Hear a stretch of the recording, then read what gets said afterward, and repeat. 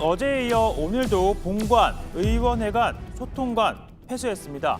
8월 임시국회는 지난해 사용한 예산을 심사하기 위한 국회로 예결위는 24일 경제부처 종합정책질의, 25일 비경제부처 종합정책질의, 그리고 28일 경제부처 부별심사, 그리고 31일에는 비경제부처 부별심사를 진행키로 했습니다. 하지만 26일 코로나 확진자가 나오면서 멈춰섰죠.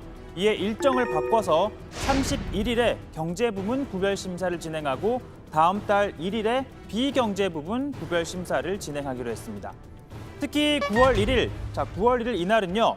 21대 국회 첫 정기국회가 시작되는 날입니다. 여야는 이날 예정대로 정기국회 개원식을 진행하기로 합의는 했지만 차질이 불가피해 보입니다. 자, 우선 2단계 사회적 거리두기에 따르면 실내에 50명, 50명 이상 모일 수가 없습니다.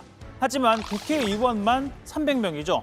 자, 무엇보다 이 국회법상 회의를 열 수 있는 의사 정족수는 재적의원 5분의 1인 60명입니다. 그러니까 2단계 규정대로면 본회의 자체를 소집할 수가 없는데요. 다만 국회는 법률이 정하는 국가회의는 이 예외로 둘 수 있다는 유권 해석을 받아놓은 상태이긴 합니다. 다만 본회의장엔 국회의원과 국무위원 등 모두 참석을 하게 되면 이런 모습이 펼쳐집니다.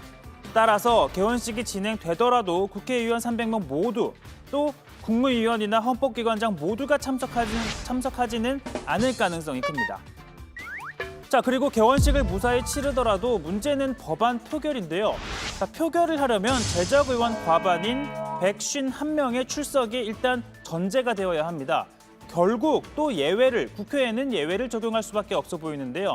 또는 이 순서를 정해서 50명이 넘지 않게 차례로 이 본회의장에 들어가 투표하는 방안 검토는 하고 있지만 사실 법안이 한두 개도 아니고 많게는 하루에 100건 가까이 100건을 처리하는 점을 고려하면 이건 좀 효율성이 떨어집니다.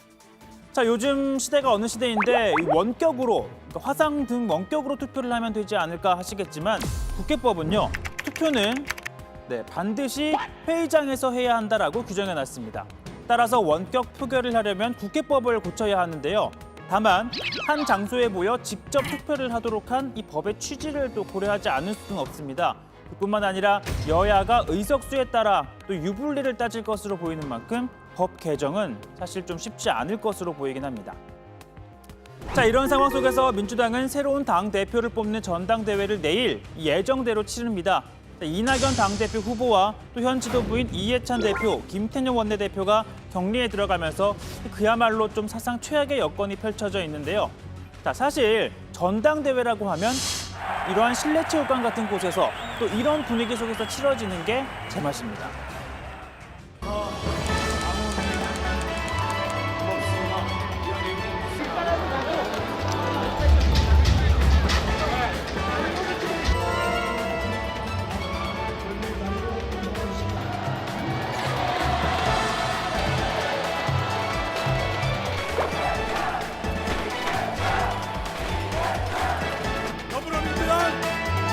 당대표의 주요 3번 이해찬 후보가 당선됐습니다.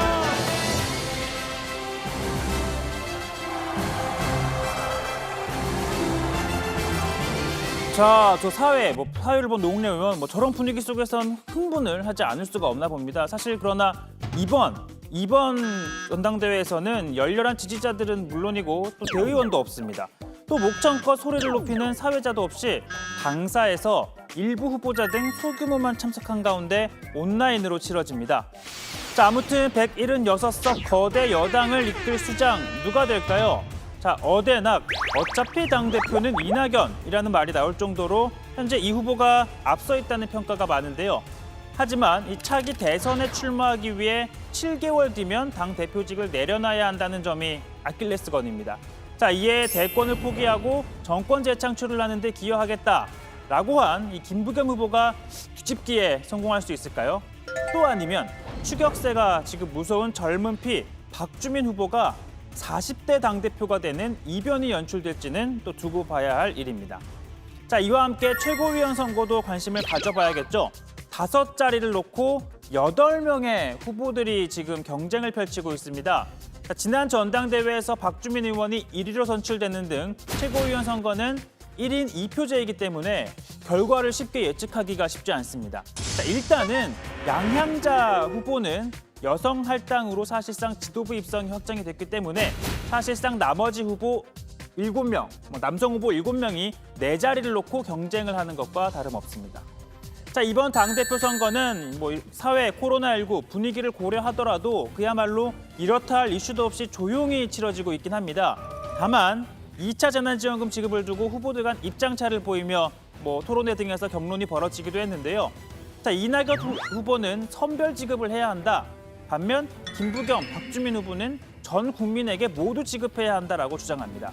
특히나 이 이슈를 두고선 당대표 주자들 간의 신경전보다는 오히려 이낙연, 이재명, 그러니까 민주당 대선 주자들 간의 신경전이 더욱 첨예해 보입니다. 이름 그대로 긴급 재난 지원금입니다. 예. 재난에 당하신 분들을 긴급하게 지원하는 일이거든요. 그러니까 더 급한 분들께 더 빨리 그리고 더 두텁게 도움을 드리는 것이 이론상 맞는 것이죠. 그건 저의 신념이고요.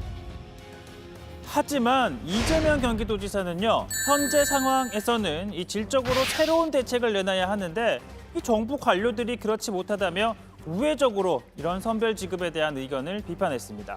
전 국민에게 지급해야 한다는 점을 거듭 강조하면서 이 구체적인 액수와 함께 2차뿐만이 아니다 3차, 4차 지원도 필요하다라는 입장 밝혔습니다. 100만 원 정도 이상 최하 지급해야 되고 이거를 한 3, 4회 정도 나눠서 지급하는 게 경제학적으로 효과가 있다고 해요. 한꺼번에 확 100만 원 주는 것보다는. 예. 제가 단언하는데 이 30만 원 정도 지급하는 거 우리가 50번, 100번 해도요. 서구 선진국의 국가 부채 비율에 도달하지 않습니다.